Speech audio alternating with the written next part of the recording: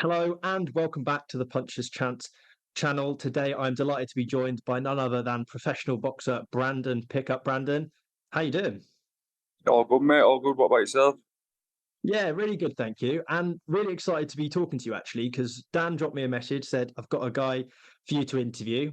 Got up your Instagram, I got up your Facebook, and I see, the list of things you've done, and we'll get on to that. But for now, you've just signed to Vote Boxing. How excited are you for that and to lead on to hopefully soon your professional debut as well? Yeah, mate. I'm very excited. It's been a long time coming, to be honest with you, mate. Been grafting away.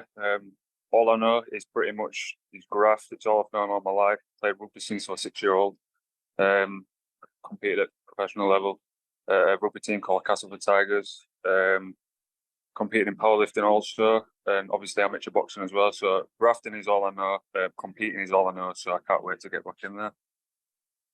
And when you say you've played professional rugby league, you've been a bodybuilder, powerlifter, all of this. The thing that comes to mind is power. That's clearly something you've got in abundance. Is that something you plan to bring to the ring? Is that power, that knockout power that people pay to come see? It is, mate, but it's also for me as an individual. That name came from it's internal and external for me. It's from a lot of life happenstances, a lot of things that happened, away from sort of the physical being, if you will, family situations and things like that. It's more of a internal and external thing for me. External meaning power, of course, trying to knock out people, but internally, it's the power of the mind. It's the power of many of things that can have you overcome certain situations that can help better your life, and that's exactly what I've done. And there was an article about yourself written, I think, Yorkshire Evening Post, Daily Mail, I'm sure some others perhaps as well, about how much weight you'd lost up to this point. You were weighing, I think over 10 stone you've lost to down to sort of 14, 15 stone. Yeah. How important is that in terms of, for yourself? Are you feeling healthier at that new weight, whether that's heavyweight at 93 or down at cruiserweight 91, wherever it is you come in at? Yeah, yeah. I've got a good sweet spot. I feel like it's sort of in between. You'd say it's kind of fortunate but unfortunate. It's a little bit of a weird one for me. I've still got to find my sweet spot a little bit, but it's in between sort of like cruiserweight and heavyweight for me. So I think where I sit nicely is around 97, 98 kilos at my strongest and fittest. But I think with the right cut, I think cruiserweight is my division. I think if it's managed well and I don't have to do a walk cut and things like that, and we get down in weight gradually, but in a good way, I feel like I'll be strongest at cruiserweight most definitely. And you're from Wakefield yourself. Yorkshire's a proud county when it comes to boxing. Countless world title holders, Prince Nassim, Josh Warrington, and obviously Johnny Nelson at cruiserweight as well. Is that your plan? I'm not saying now you need to say, I'm going to be a world champion, but to join a list of proud Yorkshire boxers that have done it, all the way up. Yeah, 100%, mate. I forgot the name of the philosopher now in behind this quote, but if you're going to try, go all the way. That's exactly my mindset. And if you're going to do something, go all the way, 100,000%. I'm 27-year-old now, and I plan on giving myself a good 10-year window, just get in and get out, do what I can, and what I know I can do is get to the very top, 100,000%. And presumably as well, you've got the confidence from other sporting backgrounds. If you're able to get it to the very top at rugby, that sort of mindset, that professional mindset, can only translate to the professional boxing game as well. 100,000%, yeah. Like I said to you at the very start of this interview, it's all I've known. Working a regular job for me is something I've done in phases of my life, but it's never set right with my soul. I think you're an individual who either it sits right with your soul or it doesn't. Obviously, you've got to do what you've got to do in times of your life and things like that. But for me, competing is what I do, and it's all I've known, and that's exactly why I'm excited to get back in the ring and give it my all in boxing now. I've been a jack of all trades, if you will, throughout my life, but it's good to finally hit the nail in the coffin, if you will, and finally give it my all to boxing and one sport specifically and dedicate my life to it. And you mentioned your age. You turned 27 earlier this year, which in terms of boxing terms, particularly at those higher weight categories, isn't actually, an old age at all. You don't tend to hit your prime until you're sort of mid to early 30s. do you find yourself now, with all that background, all that powerlifting, everything that you've had in the past, is going to put you in instead and almost give you a head start in your professional boxing career to hit your prime when you do? Yeah, absolutely. I feel like right now, I'm at the perfect age, 27, to make my professional debut. I feel like all my previous experience with sports and physical activity and things like that, I haven't had much wear and tear. In terms of competing in boxing, I haven't been on the circuit in a sense of like a lot of these top amateurs who've gone around the country and things like that. But that is a lot of wear and tear on the body and things. Whereas for me, obviously, I've played rugby league and powerlifting, but I've always looked after my body. I've stretched pretty much every day since I was like 14-year-old. I've always had hot and cold treatments. I've got a good sponsor in Danny, my pal Danny. I get weekly massages there.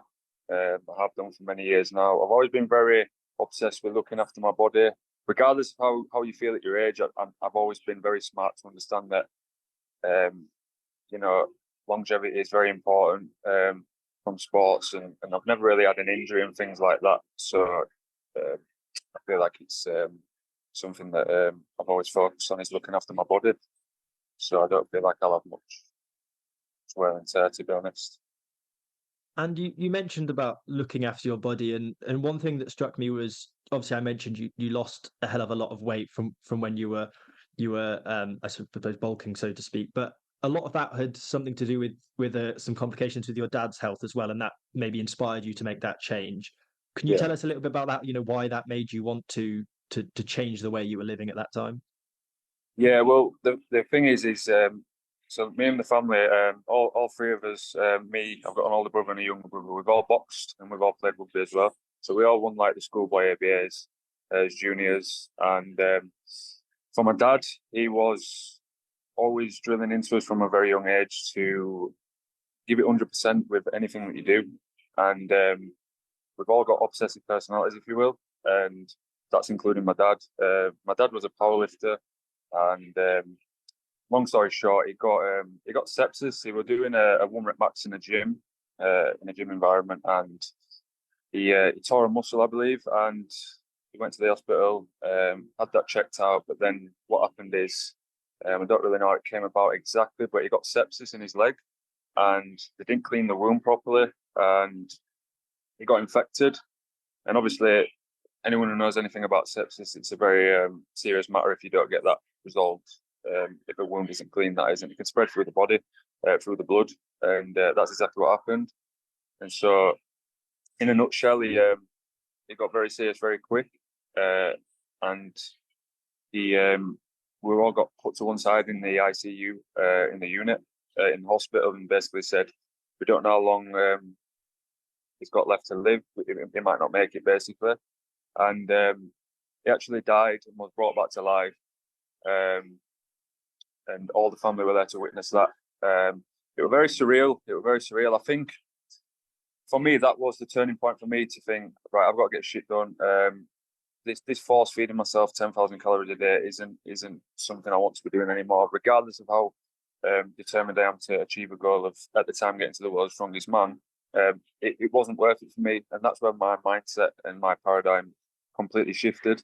And it made me realize at that point, if stuff happens in your life, whatever it may be, an individual can get innovated to change their life and do whatever needs to be done. And that's exactly what happened to me, and that's exactly why I lost 10 stone. And this is why I'm very excited to get in the ring with Vote Boxing and all the lads here, and to put on a show, and all that internal pain and all that I had to go through in the family. That's exactly what I'm going to be doing it for now, and you're going to see that when I get in the ring. And we'll talk about Vote Boxing for a little bit, because I think Dan will kill me if I don't mention them. How excited are you to be working with a team like that obviously know what they're doing and have the experience and can take that stress away from you? About, you don't have to worry about whether or not the right decisions are being made for your career, because you know that the right people are there to do it. Yeah, absolutely. I'm very excited to working with these guys. I must say that they're probably the most professional people that I've worked with. In the past, I've spoken to other promoters and things like that, as you do as a fighter and whatnot else, just to explore your options. And these are by far the most professional label, if you will, in terms of promotion management that I've ever dealt with. And I'm truly grateful for what they've done for me so far, and I'm very excited to be moving forward with them. And then lastly, if you could just give a message to the camera, to everyone who's listening to this video, watching this video, follows our channel, about what to expect for you and why they should, keep an eye on your name rather than, there's hundreds of boxers out there. Why you? Why should you be the one that they keep an eye on? Well, first of all, I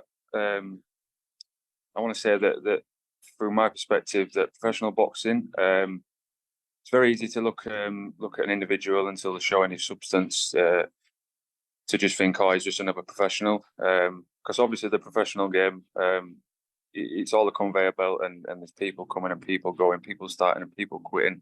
But for me, I'm not a quitter. I will not stop. If I put my mind to something, I will get it done. I will achieve it. I'm not just another pro. I am another pro in other people's minds right now, but in my mind, I can't see it that way. I'm going to give it my all and expect excitement when you watch me, in and outside the ring. It's an entertainment business at the same time, and I'm looking forward to putting on a show in and outside the ring. That's brilliant. I appreciate that. All the best, and obviously we'll be keeping an eye on everything you get up to in the future as well. Perfect, pal. Appreciate your time, mate. Yeah.